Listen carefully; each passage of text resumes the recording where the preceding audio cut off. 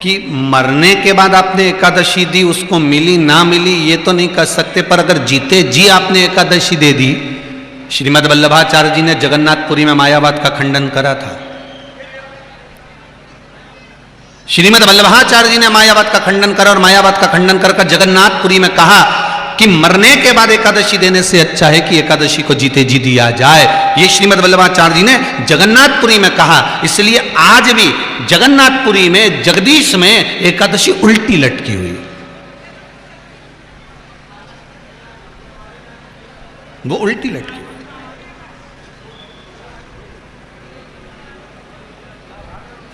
क्यों? श्रीमद् वल्लभाचार्य जी कहते हैं कि मरने के बाद अगर आपने कुछ दिया, उसको मिला ना मिला उसकी कोई गारंटी नहीं, पर जीते जी आपने अगर किसी को कुछ दिया और उसके मुख से कुछ अच्छा शब्द निकल गया तो समझ लो कि आपकी करी हुई एकादशी का पुण्य आपको प्राप्त हो गया। शिव महापुराण की कथा तो यहां तक कहती है, अगर आप किसी को हॉस्पिटल में देखने जा रहे हो, आप कहीं अस्पताल में किसी को देखने जा रहे हो और वो बीमार पड़ा हुआ है, बहुत शरीर में कष्ट है उसको, तो आप अपने लग रहा है कि इसकी अंतिम क्षण चल रहा है, इसके अंतिम समय चल रहा है, डॉक्टर ने भी कह दिया कि ये मरेगा, प्राण छूट जाएंगे इसके,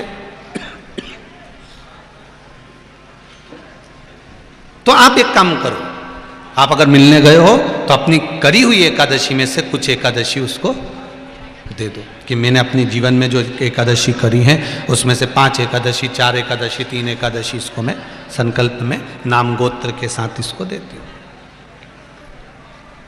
कम से कम उसको मुक्ति तो मिल जाएगी, मोक्ष तो मिल जाएगा।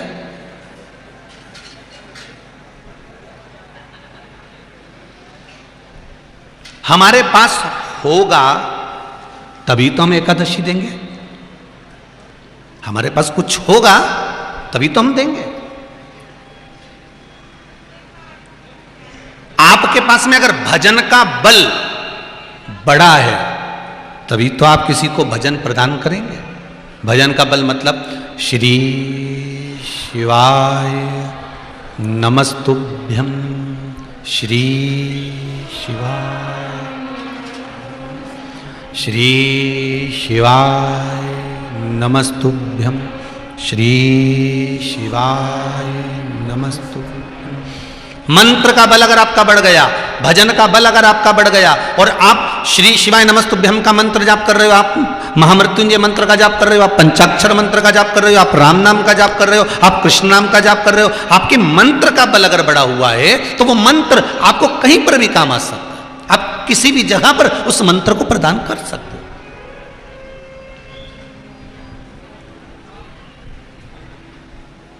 ये एक पत्र में सुंदर बात कही है मंत्र बल की।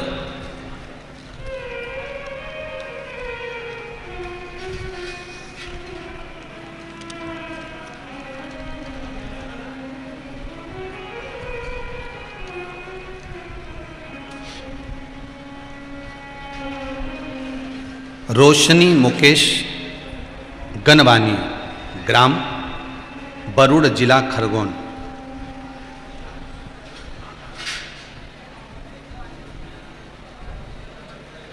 कहाँ बैठे हैं? हाथ हिलाएंगे? कहीं बैठे हो? हाथ अच्छा उधर है क्या? इधर है। हाथ हिलाओ बहन, दोनों हाथ हिलाइए। दिख गया कैमरे वालों? पुरुषों के साइड में, आखिरी में, बिल्कुल लास्ट में। दीदी आपने लिखा है, मैं रोशनी मुकेश गनवानी, ग्राम बरूड़, जिला खरगोन से हूँ। 4 महीने पहले मुझे डॉक्टर ने 3rd स्टेज का कैंसर बताया और कैंसर तो बताया, ऑपरेशन का भी कहा।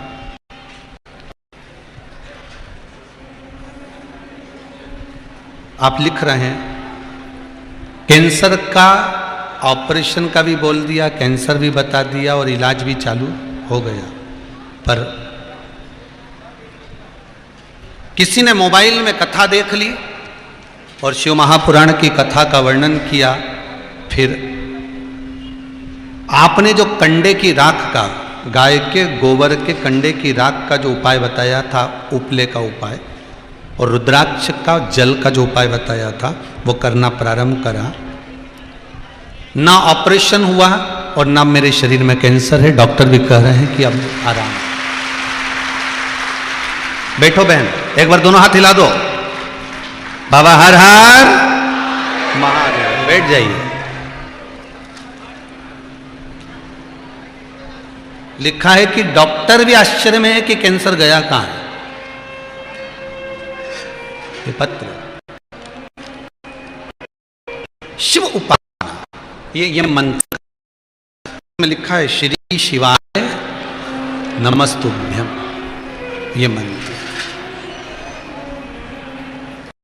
तेरे दरबार की बात निराली शान देखी है, तुझे देते नहीं देखा पर झोली भरी देखी।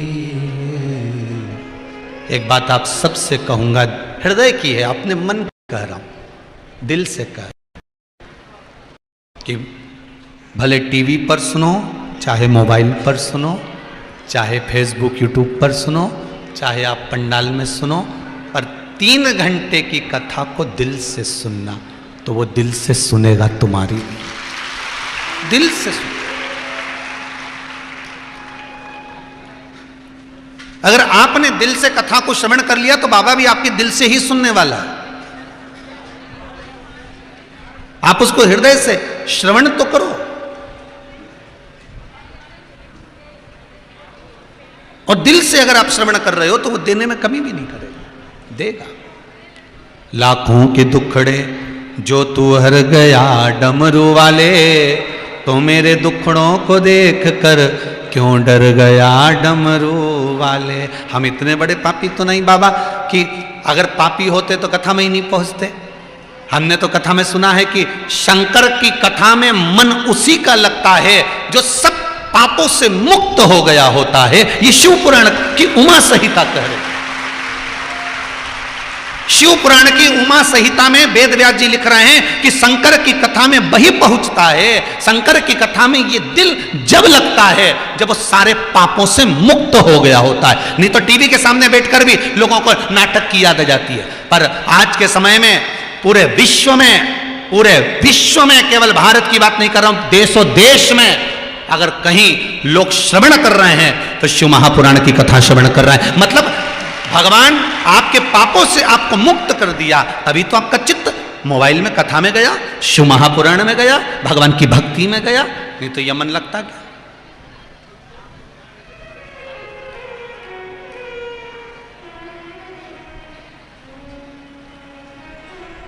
चित्त शिव में लग गया। बहुत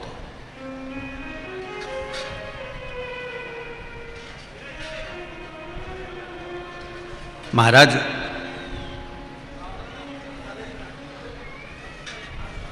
करो आप जैसे तारकासुर के 3 बेटे तारकाक्ष, विदुमाली और कमलाक्ष ने पहले पुण्य एकाग्रित करा, फिर पुण्य को एकाग्रित करने के बाद देवताओं से वर मांग लिया, और वर मांगने के बाद उन देवताओं पर फिर आक्रमण भी करा। पर शिव महापुराण की कथा कर रही है कि हम जब भगवान की भक्ति में लगे, हम भगवान के स्मरण में लगे, हम भगवान के कीर्तन में लगे, तो हम भगवान से केवल इतना मांगे कि भोलेनाथ इतनी कृपा जरूर करना, इतनी दया जरूर करना कि जीवन में एक बार मैं भी शिव महापुराण की कथा करवाऊं, ऐसी करुणा मेरे ऊपर जरूर करना। बाबा से कहो, जब भगवान कहेगा कि शिव पुराण की कथा करवाना है तो धन भी देगा, दौलत भी देगा, संपदा भी देगा, सत्ता भी देगा, वैभव भी देगा, प्रतिष्ठा भी देगा, और आत्म की शांति भी देगा, मन की आनंदता भी देगा। तब तो शिव पुराण की कथा हो। घर में शुद्ध भाव भी देगा, तब तो शिव पुराण की कथा हो।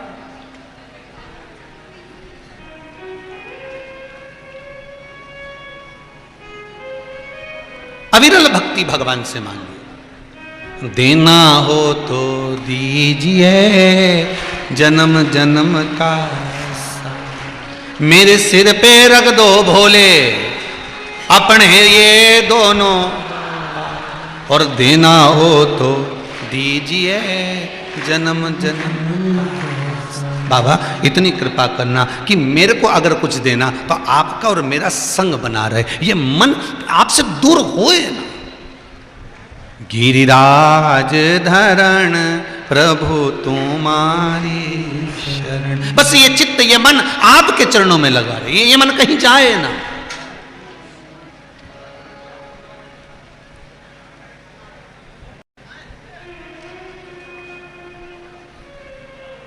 आज गीता जयंती है, किस किस के घर में गीता जी है? हाथ उठाइए जरा। सबके घर में है गीता जी? ठीक है, रख लो। पूजन करिए आज, सबने करी है? ठीक है। काय से करी पूजन? काय? रोली, दिया, फूल, माला, अगरबत्ती, धूप बत्ती और कुछ भोग, यही पूजन करी ना। पर पुराण की पूजन का तो महत्व वेद व्यास जी लिखते हैं कि ये रोली, ये चंदन, ये मौली, ये अगरबत्ती, ये धूप बत्ती, ये पुराण की पूजन का नहीं है। पुराण की सही पूजन गीता जी की, रामायण जी की, भागवत जी की, शिव महापुराण की सही पूजन रोली, चावल, हल्दी, मौली नहीं। वेद व्यास जी लिखते हैं शिव महापुराण के अंतर्गत स्कंद पुराण में वर्णन करा, गीता, रामायण, भागवत, गीता आदि के जितने भी पुराण हैं इनकी पूजन रोली, चावल, मौली, हल्दी नहीं, इनकी पूजन तब होती है जब इनको खोलकर थोड़ा सा पढ़ा जाता है, समझ लो कि पूजन हो। केवल अलमारी पे रखी थी, कपड़ा में बंदी थी, उतार ली, पटा पे धर दी, सब चढ़ा दिया, सिर पे पल्लू ले लेने धोक, और जम के बोली गीता महारानी की, बस हो गई पूजन। और फिर वापिस कपड़ा में बंदी बंधाई, फिर अलमारी पे धर दी।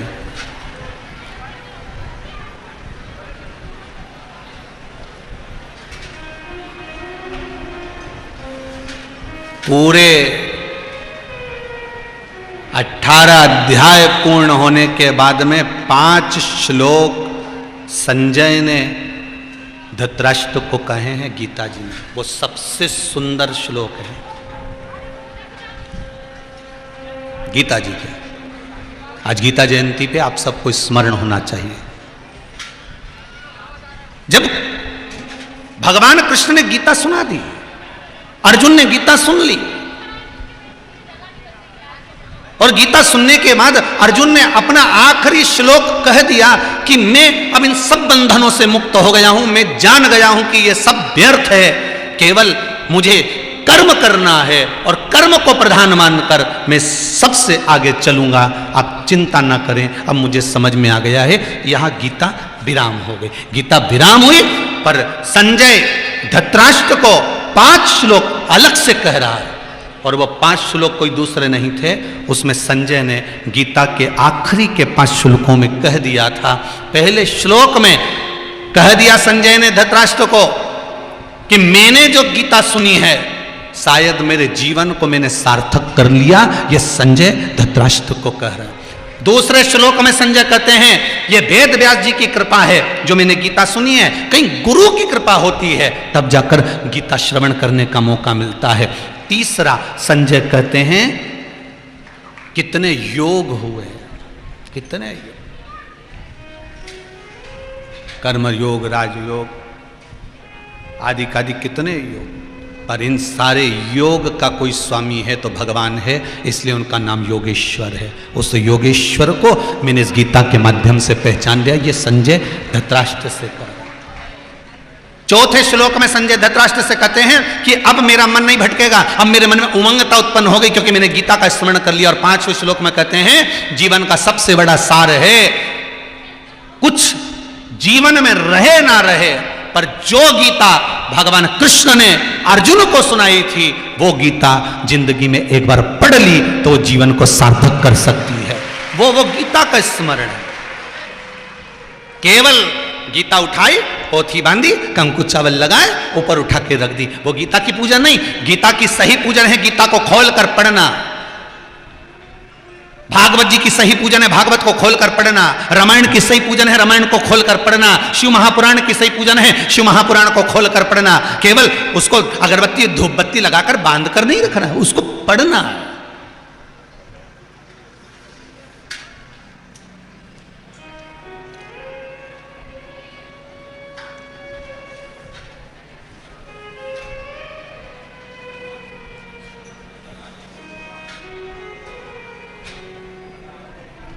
हमारे गुरुजी इंदौर हवेली जी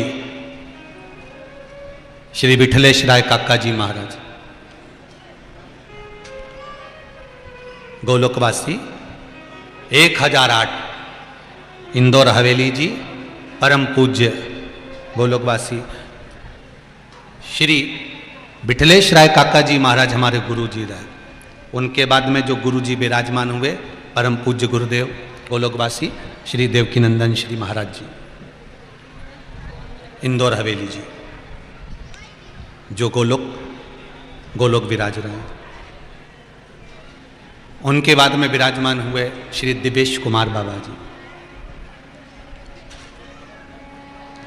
हमारे गुरु घर में जब हमारे काका जी महाराज गुरु जी थे तो उन्होंने एक बात जरूर कही कि मिश्रा जीवन में कथा करना खूब करना, दिल से करना, और एक बात अपनी जिंदगी में याद रखना, जिस पुराण को बाचे उस पुराण को खोलकर जरूर रखना। भले वो कितनी भी कंठस्थ हो जाए, कितनी भी याद हो जाए, कितने भी साधक बन जाओ तुम उस पुराण के, पर उस पुराण को जरूर खोलना। आज भी नियम है, आप दर्शन कर सकते हैं कि जिस पुराण को बाचते हैं उस पुराण को खोल कर भी रखते हैं अपने सामने। गुरु के शब्द, केवल उसको बांध कर नहीं रखना है, केवल उसकी पूजन नहीं करवाना है। जिस पुराण को खोला जाता है, जिस पुराण को हम बाच रहे होते हैं, जिस गीता महारानी को हम बाच रहे होते हैं, भले उसके श्लोक तुमको याद हो गए, भले उसके शब्द याद हो गए, किसी माता को 18 अध्याय याद हो गए, वो अब नहीं खोलती गीता, पर उनसे निवेदन है कि उस कपड़े में से उस गीता को खोलो, उस भागवत को खोलो, उस रामायण को खोलो, उस शिव महापुराण को खोलो। क्यों? जब वो खुलती है, भले तुम्हें मंत्र याद हो गए, भले उसका स्मरण याद हो गया, पर मेरे गुरुदेव विठलेश राय काका जी कहते थे जब पुराण गीता शास्त्र जब खुलता है तो हमारा भाग्य भी खोल देता है। इसलिए उसे खोलो, केवल बांध कर पूजन करके नहीं रखना है। मैं गीता जी की, आप सभी को गीता जयंती की बधाई हो, शाम को जाके खोल लेना। क्या विचार है? अरे बोलो तो, खोलोगे बस तो फिर और चाहिए क्या अपने, और खोलना ही नहीं है अपन को, ऐसे खोल के थोड़ा सा, भले नहीं आए, नहीं हमें भी नहीं आए संस्कृत, हमें बिल्कुल नहीं आया, हम तो यहाँ व्यासपीठ से क्या हमें संस्कृत आए ही नहीं दादा, तो भले खोलना और खोल के उसमें जो हिंदी लिखी होनी वही पढ़ लेना। कोई भगवान तो ये नहीं देखता कि तू क्या बोला, भगवान तो ये देखता है कि तूने दिल कितना दिया, बस ये देखता है। जो प्रेम करने वाला होगा ना वो तुम्हारा गिफ्ट नहीं देखेगा रे।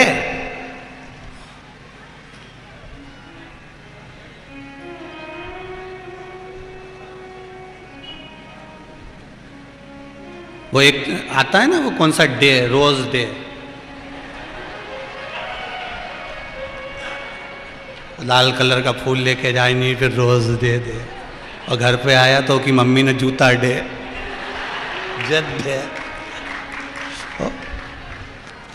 अब बताओ, जो तूने रोज दिया और तेरी मम्मी ने जूता दिया, इनमें सबसे ज्यादा प्यार कौन करती? बोल जरा, जम के बोल तो सही, जम के तो बोला। जी के रोज दिया नहीं, ओके एक आध दिन तो सामान वामान मत दे, फिर दे। और जी ने जूता दिया नहीं, वो भी तिजोरी की चाबी दे देती आखिरी में, वो देख, अंतर है कि नहीं?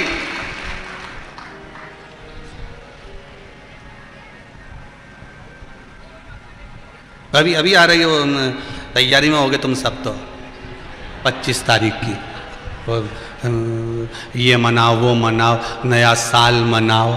अरे कुछ मत मनाओ, तुलसी जी का पूजन कर लो, माता पिता के चरणों को नमन कर लो और भगवान का भजन कर लो, बहुत उतना ही बहुत है। और शिव महापुराण की कथा तो चलेगी सरी, टीवी पे लाइव तो आएगी सरी कथा, भले ये कुछ भी बदलता जाए पर कथा तो कथा ही चलती जाए। तुम तो खूब प्रेम से सुनो रे, अपना जीवन सार्थक करो, कई धर्या 2 रोटी खाओ, शंकर जी का गुण गाओ और 1 लोटा घर में से पानी भरो ने शिव जी पे चढ़ाओ, ठीक है सिवा कहीं नहीं। और शंकर जी से एक बात कहते रहो बस, भोले अब मैं तेरा हो लिया, अब तू भी मेरा हो ले, बस और कुछ नहीं चाहिए। बस बाबा अब कहीं नहीं चाहिए। अब तो तुमने जैसे चोटे को कुबेर बनाया था ना, एक चोर चोरी करने शंकर जी के मंदिर में गया था और शिव जी के मंदिर में चोरी कर रहा था, तो त्रिशूल उठाया, उसने कपड़े में लपेटा, खुद का बनियान कपड़ा निकाल के वो में आग लगा के चोरी का सामान ढूंढ रहा था। शंकर जी के लगा आज मेरी आरती उतार रही है। और शिव जी ने कहा इतना जोरदार भगत का मिलेगा कि खुद का कपड़ा जला दिया, इससे जोरदार का मिलेगा। शंकर जी प्रकट हो गए, मांग तुझे क्या चाहिए। वो घबरा गया, बापड़ा बोले मैं तो चोर। शंकर जी बोले भले होगा, मेरे को क्या मालूम कि तू चोर, मेरे मंदिर में आरती उतारी ना बहुत है, तो कुछ तो मांग ले। शंकर जी, अब चोर को मांगना ही नहीं आता। शंकर जी बोले तू चिंता मत कर, आज शिवरात्रि के दिन तेरे मेरे मंदिर में प्रकाश करा है, मैं तेरे जीवन में प्रकाश कर देता हूं, जा तू कुबेर के सिंहासन पर बैठ जा, तू कुबेर बन गया। अब ये गया कुबेर के सिंहासन पर, पहले का कुबेर बैठा हुआ था, अब पहले का कुबेर बैठा था और ये बन गया नया कुबेर। इसने जाकर कुबेर से कहा चलो खसको, तो क्या हम काहे को हटे, तो क्या ये कुर्सी तो हमारी हो गई। कुबेर बोला तेरी कहां से हो गई, तू तो चोट्टा है, तो क्या भले चोट्टा हूं पर शंकर जी ने मुझे कुबेर बना दिया। अब इतना तो कुबेर को हटाया और ये चोर बैठ गया। अब चोर कुबेर बन के बैठ गया और जो असली का कुबेर था वो ब्रह्मा जी के पास चले गया। ब्रह्मा जी से जाकर कहा हमारी कुर्सी बता, चोट्टे को दे दी। ये कोई तरीका है? ब्रह्मा जी बोले उनके मामले में हम नहीं बोल सकते, नहीं तो हमारी कुर्सी बदल देगा, उसका क्या ठीक, तो अपन तो बोलो ही। तो किसी से तो भगवान विष्णु से जाकर कहा नारायण ये तो गजब हो गया, चोर को कुबेर बना दिया। तो भगवान विष्णु बोले वो कुछ भी कर सकते हैं, तो किसी के भाग्य में नहीं लिखा तो ही दे देगा। शंकर नाम है भोला, भोला का मतलब वो उसकी मर्जी पड़ेगा वही करेगा, अपन बोलो ही मत। चोर को कुबेर बना दिया और वो चोर कुबेर तो बन गया। एक दिन उसका अहंकार भी आ गया, और इतना अहंकार कि मेरे पास इतनी सत्ता, मेरे पास इतना वैभव, मेरे पास इतनी दौलत। एक दिन उसने 33 कोटि देवताओं को भोजन पे बुला लिया सबको, और शंकर जी के निमंत्रण ही नहीं दिया। वो तो पार्वती जी ने शिव जी से कहा भोलेनाथ जी जिसको चोटे को तुमने कुबेर बनाया था ना, उसने निमंत्रण रखा सबका, अपने यहाँ तो आया ही नहीं। शंकर जी बोले नहीं आए तो ये अच्छा है, कोई बात नहीं। इतने में नारद जी ने जाकर कुबेर से कहा तुमने सबको बुलाया, शंकर जी के बुलाया क्या? हम तो भूल गया, हम भूल गए। और जैसे कहा भूल गया, जा निमंत्रण देकर आ। और कुबेर जी गए और कुबेर जी ने हाथ जोड़कर कहा भोलेनाथ जी मैंने निमंत्रण रखा है सबको, सब मेरे घर में कोई नहीं आता, इतना मेरे पास में धन वैभव सत्ता इतनी सारी, कौन को दिखाऊं, कैसे दिखाऊं, इसलिए मैंने निमंत्रण रख दिया। सब घर आएंगे, सारा वैभव देखेंगे, इतने खुश होंगे, मेरा सोना चांदी हीरा पन्ना अंबर पीताम्बर सब देख के। शंकर जी ने पूछा तो मैंने सबका खाना रखा है, भोजन रखा है। अच्छा। भोलेनाथ जी बोले तो क्या चाहिए? इतने में कुबेर बोला कुछ चाहिए वही नहीं, मेरे पास तो खूब है। फिर आप तो भोजन करने आ जाना कल। शंकर जी बोले वीआईपी पार्टियों में मैं नहीं जाता।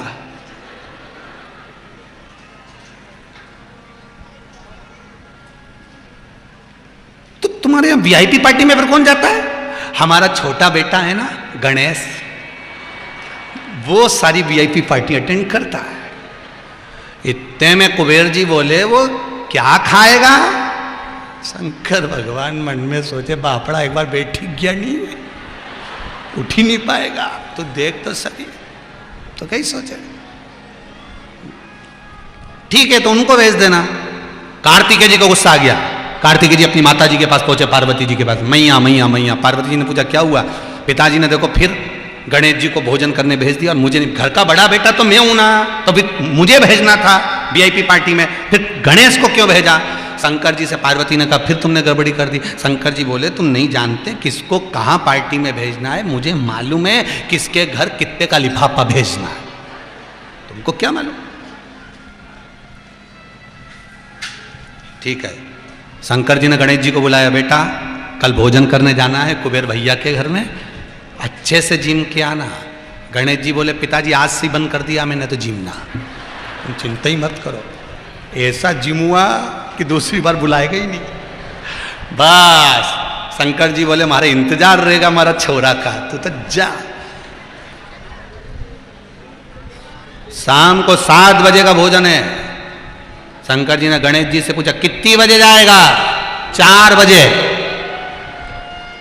शंकर जी ने पार्वती से कहा, इसकी नजर उतार दे, कितनी बुद्धि है इसमें, 7 बजे का भोजन और 4 बजे जा रही है, इससे जोरदार बुद्धि कहां होगी।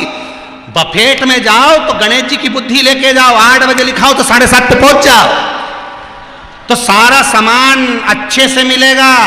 नहीं तो मालूम पड़े छमक लड्डू के लिए खत्म हो गया होगा। समय पर पहुंचो, समय पर पहुंचे। गणेश जी महाराज पहुंच गए। कुबेर जी ने पूछा, आ गए? हाँ। गणेश जी महाराज ने आवाज लगाई, भैया कुबेर भोजन, भैया कुबेर भोजन। कुबेर जी की धर्मपत्नी निकल के बाहर आई, क्या बात है, भोजन करने आए? तो भोजन तो 7 बजे का। गणेश जी बोले, हम थोड़ा जल्दी आ गए, मैं पहले जिमा दो। ठीक है, कुबेर जी के पास सूचना गई। कुबेर जी ने कहा, अच्छा है, जल्दी जल्दी जिम के चले जाएंगे तो हल्के भी हो जाएंगे, थोड़ा खाली पड़ जाएगा, चल तो जिमाओ, बिठाओ। इनके चौकी लगाई, बिठा दिया। गणेश जी जिम में बैठ गए। जिम में बैठे तो जो खाना चालू करा, जो चालू करा, 33 कोटि देवताओं का भोजन तो 15 मिनट में निपटा गया। 15 मिनट में 33 कोटि देवताओं का भोजन, सब साफ, जितना रखा था साफ। कुबेर जी की पत्नी ने आवाज लगाई भंडारी को भोजन के लिए, ए भोजन वाले जाओ जल्दी भोजन लाओ, और भोजन लाओ। भोजन पे भोजन आने लगा, भोजन पर भोजन आने लगा। अब भोजन जितना रसोई घर में था सब समाप्त हो गया। अब क्या करें, तो कि जितना बाहर का भोजन हो, 33 कोटि देवताओं के घर में जो जो सूखा सामान पड़ा सब उठा लाओ, सब उठा लाओ, सब दे दिया। अब जो भर भर कर सामान आ रहा था, गणेश जी के सामने अंदर जाता, फिर गर्म होकर आता।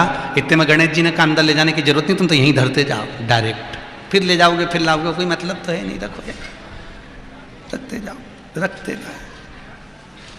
धर्म पत्नी दौड़ कर गई कुबेर जी के पास, स्वामी कुछ भी नहीं बचा। कुबेर जी बोले, ऐसे कैसे नहीं बचा?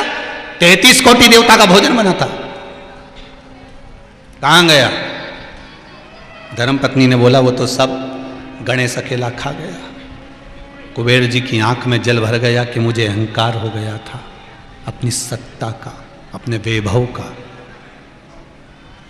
गए कुबेर जी, नारद जी से पूछा, मैं क्या करूं? देवऋषि नारद ने कहा, कुछ मत करो, एक काम करो, जाओ सीधे शंकर जी के पास जाओ। भोलेनाथ जी के पास गए, हर हर महादेव। शिव जी ने पूछा, क्या हो गया? शंकर जी ने जैसे ही पूछा तो कुबेर भंडारी बोले, प्रभु वो गणेश, गणेश को क्या हुआ? गणेश को कुछ नहीं हुआ, सब हमको ही हुआ है, उसको क्या होगा? हुआ क्या? सब खा गया, कुछ नहीं बचा। शंकर जी बोले, तुम तो बोल रहे थे कि हमारे पास में खूब। प्रभु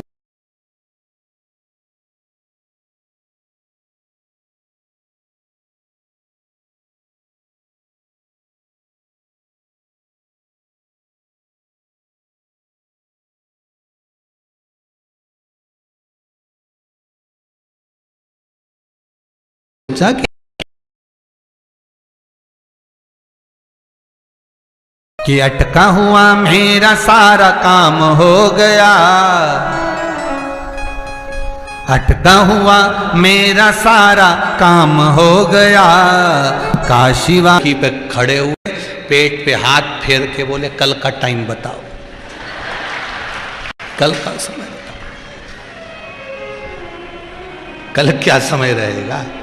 महाराज कुबेर जी ने कहा, जब तक आपको कोई बुलाए नहीं तब तक आप आना मती, और जब उठा के विसर्जन कर दें या आपको छोड़ आए तो फिर वहीं रहना, फिर बुलाएं फिर आना। जब से गणेश जी का नियम है, आते भी शादी में, जाते भी, शुभ कार्य में उनको बुलाते भी हैं और विदा कर कर आते भी हैं। ये गणेश जी का नियम है हमारा, ये गणेश जी का नियम। अहंकार, अभिमान, तो ये नहीं कि पोटली बांध कर रख दी। हमारे गुरुदेव कहते हैं, बहुत ही पुराण का स्मरण खोल कर आ जाओ, आपको मंत्र याद है, आपको साधना याद है, सब कुछ याद है, आपको श्लोक याद है, सब कुछ याद है, आप सब कुछ जानते हो, पर फिर भी पोथी पुराण खोल लीजिए, उसको खोलकर सम्मुख रखिए। गीता बंधी हुई, पुराण बंधी हुई, शिव पुराण रामायण बंधी हुई अच्छी नहीं लगती, उसको खोलकर पढ़ा जाए तब श्रेष्ठता लगती है। खोलकर पढ़ा जाए, उसकी श्रेष्ठता खोलकर पढ़ना। आप सभी को गीता जयंती की बहुत बहुत बधाई। बाबा देव अधिदेव महादेव आपके जीवन को सार्थक बनाए। शिव महापुराण की कथा कर रही है, शंकर का अनुमोदन कर रहा है। तारकासुर के 3 पुत्र तारकाक्ष, बिंदुमाली और कमलाक्ष की ने तप साधना करना प्रारंभ करा। ब्रह्मा जी से वर मांगा, हमें वर दीजिए। ब्रह्मदेव ने पूछा क्या वर चाहिए? वर मांगा, हमारे प्राण कभी ना छूटे। ब्रह्मा जी ने कहा वो तो छूटेंगे, मरना तो पड़ेगा, प्राण तो छूटेगा, मृत्यु तो निश्चित है, मृत्यु निश्चित है, मृत्यु निश्चित है, प्राण तो छूटेगा। आया है सो जाएगा और राजा रंक फकीर, जो आया है उसको जाना ही पड़ेगा, मृत्यु के घाट तो पहुंचना ही पड़ेगा। बस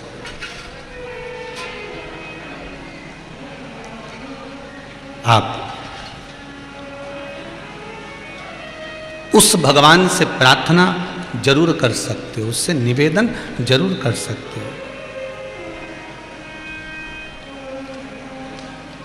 तेरे सिर पे भोलेनाथ फिकर फिर काहे की, तेरे सिर पे भोलेनाथ फिकर फिर काहे की, तेरे सिर पर भोलेनाथ फिकर सब काहे की, तेरे सिर पर भोलेनाथ फिकर फिर काहे की, फिकर फिर काहे की, फिकर फिर काहे की, फिकर फिर काहे की, फिकर फिर काहे की, सिर पे भोलेनाथ फिकर फिर काहे की, तेरे सिर पर भोलेनाथ फिकर फिर काहे की,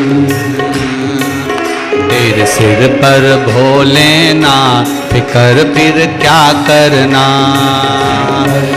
तेरे सिर फिकर फिर करना, फिकर फिर क्या करना, फिकर फिर क्या करना, फिकर फिर क्या करना, फिकर फिर क्या करना, फिकर फिर क्या करना, फिकर फिर क्या करना, फिकर फिर क्या करना, फिकर फिर क्या करना, तेरे सिर पे भोलेनाथ फिकर फिर क्या करना, सिर पर भोलेनाथ फिकर फिर क्या करना, हो